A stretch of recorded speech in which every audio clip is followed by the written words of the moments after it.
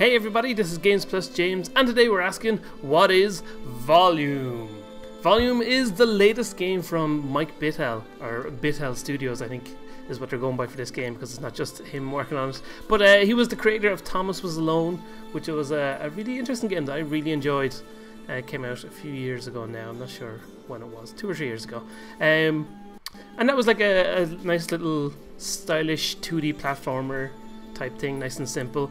But this game is much more interesting. It's sort of like,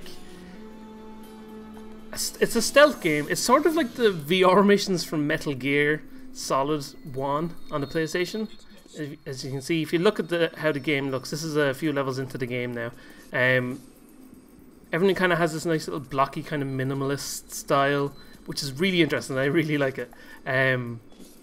There's kind of things dotted around. There's guards. You're basically, I think there's about 100 stealth missions in the game, and you basically go around trying to complete the levels. It's sort of a little bit of a puzzle game that way as well, but in the best way that stealth games. It's kind of like I said, it's like Metal Gear Solid, the original one, but kind of refined and interesting, and it's definitely worth a try. So pick up Oddity. Oh, this is new to me. Pick up the Oddity with A aimed and launched with R3.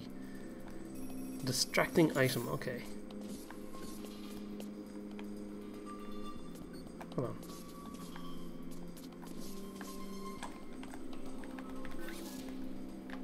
There we go. Okay, so this one doesn't bounce. There's another weapon I had a little while ago that it bounces off the walls and stuff, and it shows you a nice little path of where it bounces. Kind of interesting. Oh, so that'll distract him when he sees it. Ah, interesting. There's bits of text lying around the place that are fun to read. The story of the game is quite interesting too. You're kind of... he's distracted for a while. Oh, look, there's a little counter on his head to say how long he's distracted for. Okay, that's good. But yeah, the story of the game is interesting. It's meant to be like a futuristic Robin Hood. Almost the character you control is Rob.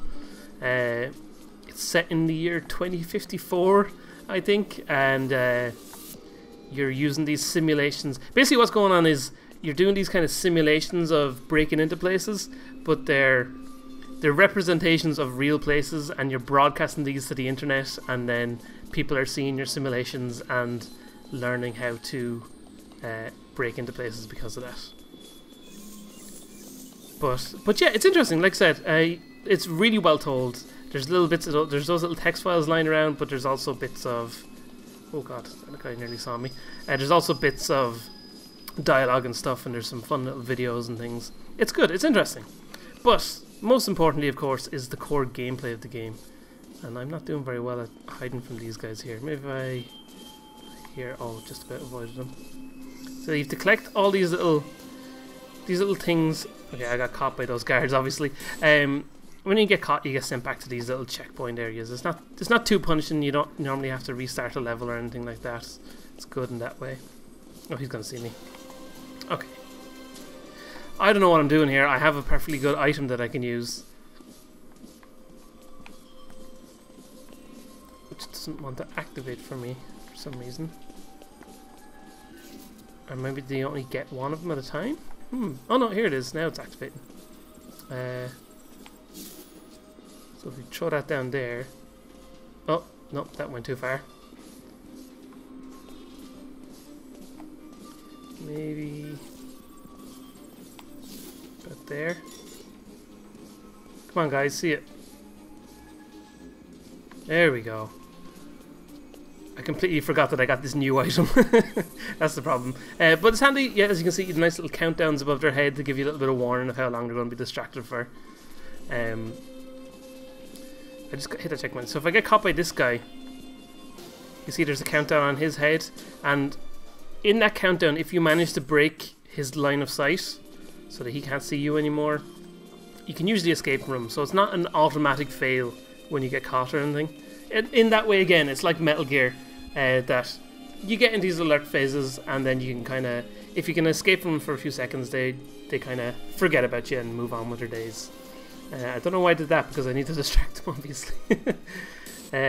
So, apart from those little weapons, you've also got, like, you can make a little noise by whistling. There we go. Oh, he's gonna come back before I get all these. Oh, he saw me. Okay, run away, run away. No, too slow. But it's interesting, and the levels are quite challenging in their own little way. But I'm really enjoying it.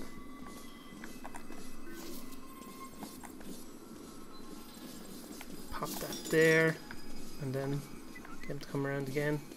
You should hopefully see that and get distracted. There we go. He's distracted. You can collect all those stuff. Yes, that's what I'm going to say. Those little things that you have to collect. They're like little gems, and they kind of explain it in the game as well. That they represent. There's not physical gems just lying around these offices or anything, but they represent various valuable things that are around the place, and you have to collect all of them in each level to unlock the next one. As you can see, I'm about 18% through the story here. Let's go on a little bit further. So yeah, like I said, there's 100 levels in the game. Pick up oddity, that's the thing we had a second ago. There's 100 levels in the game, but there's also a pretty handy little level editor, which we'll take a look at in a minute, where you can create your own levels and then you can share them online, which is quite handy. Okay, so this oddity thing, well, those little panels on the floor, these make noise. Ah, but if they're distracted by the little shiny object, because they're apparently magpies, they get easily distracted. If they're distracted by them, they don't turn around to the sound. Whereas if I do it like... Oh, well, okay, he just straight up saw me. Here's an opportunity actually to show the line of sight stuff. If we... Oh, he's too far away to hear me. So he sees me, I can hide, but he also... The guards will try and go to your last position and to check where you are, see if you're still there, or what you're doing. Okay, this guy's not too bad.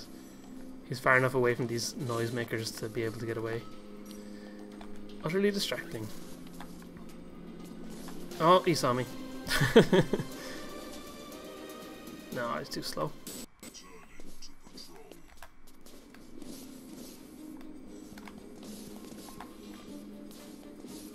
Okay, oh, so my thing in the top right has to recharge. Or maybe it has to recharge every time you spawn. Can you see that? Good man.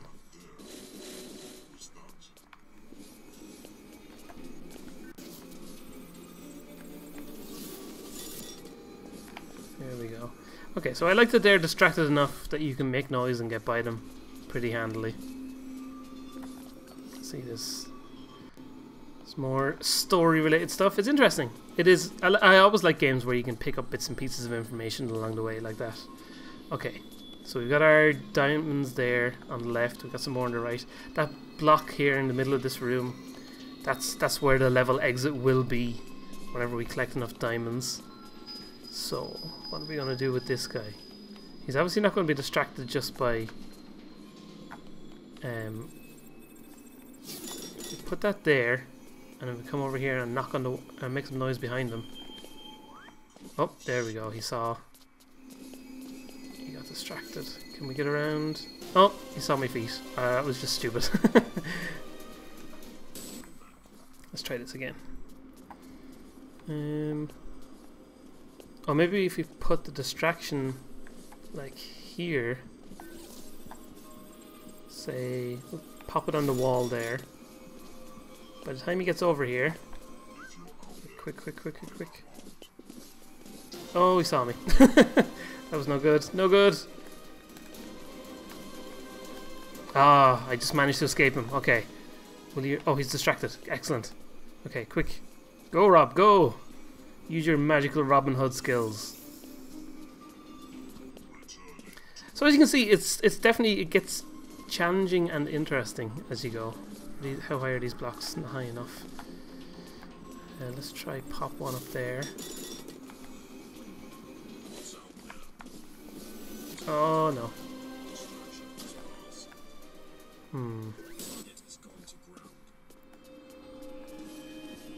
Maybe if I just put one here.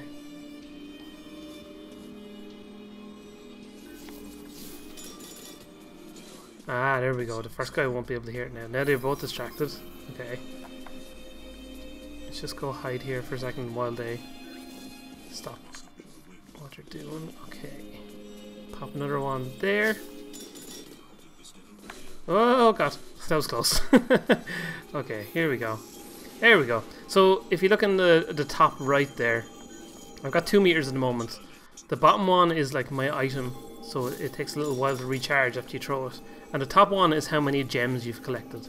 So it fills up as you go along. It kind of gives you an idea of how many more you need to collect to complete along the way. So there's a couple of the story levels, but if we go over to online here, wait for it to load apparently. I'm surprised it took that long there. So let's pick a random one. Hazelnut here. Quick test of the level editor. So obviously this is very early days. This is kind of... Many people haven't had a chance to get their hands on the level editor yet in the game. The time till Gisborne's men arrive? Thank you. You didn't have to. I did. Oh look, we're getting a little bit of story. So it's interesting, I've actually noticed is that the story seems to still continue when you go into the online levels as well, because the story doesn't seem tied to any levels in particular, at least as far as I've gone. This dialogue continues and happens no matter what you're doing.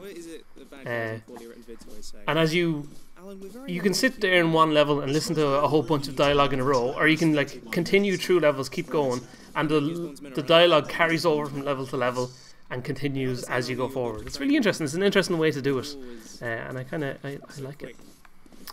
Okay, what have we got here? Okay, those guys saw me. Yep, I'm completely boned. This level's quite hard. Maybe if we go around this way, actually. Oh, he's gonna.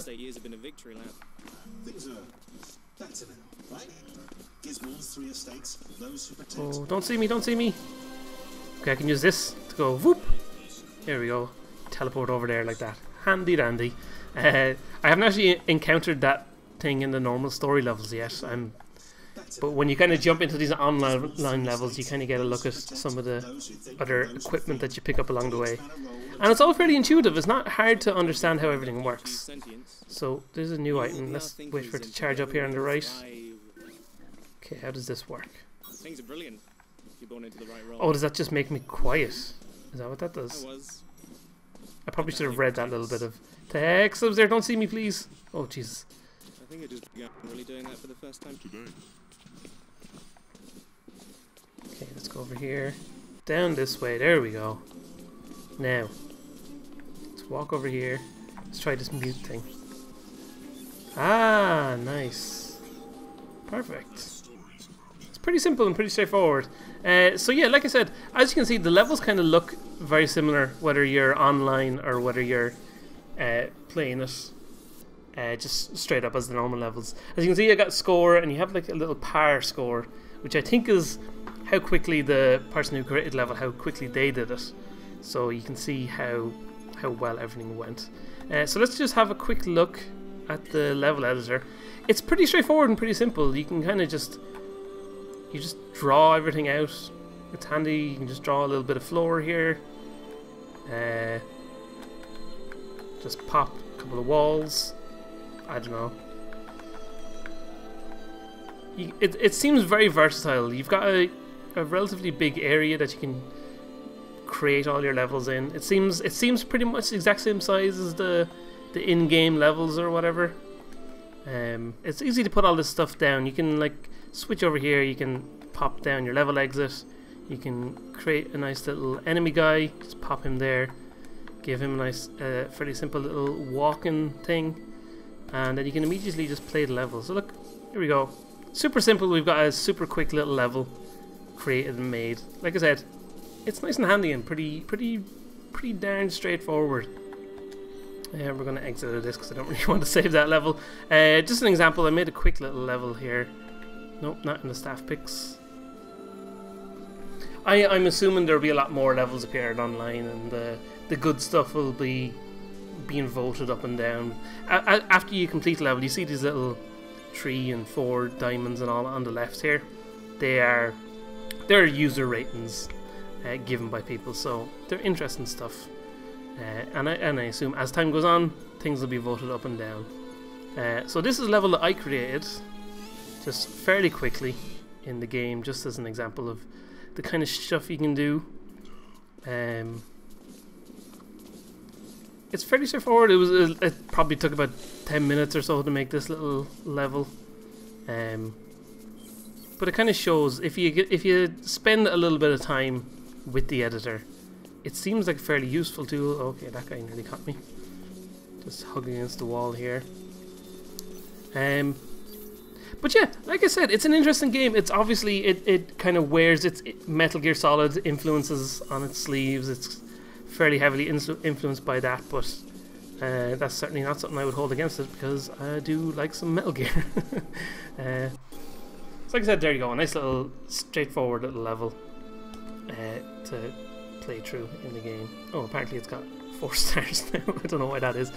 Oh, is that just because I just completed it and it was 4 by default? Okay, whatever. But yeah, like I said, it's an interesting game, definitely, for sure. I would 100% recommend it. Recommend checking it out and having a go for yourself. Volume from Mike Bithell. Well worth a try. Check it out for yourself. Have a go at it.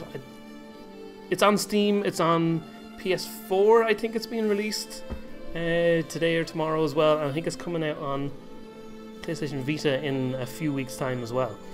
So it's interesting, yes. Go get Volume, try it out for yourself, and have a good go. I definitely 100% recommend it. I'm going to be playing a lot more of this game. I want to see where the story goes. Because like I said, the story's interesting. I didn't want to delve too much into it. I don't want to spoil anything. But it is, yes, it's very interesting. So, thanks for watching, everybody, and I will be back soon with some more stealthy gaming goodness. Thanks for checking out this episode, and if you want even more Games Plus James goodness, make sure you hit those subscribe and like buttons. You can also find me on Twitter and Facebook by following the links on screen, where you can find out all the latest news about the channel.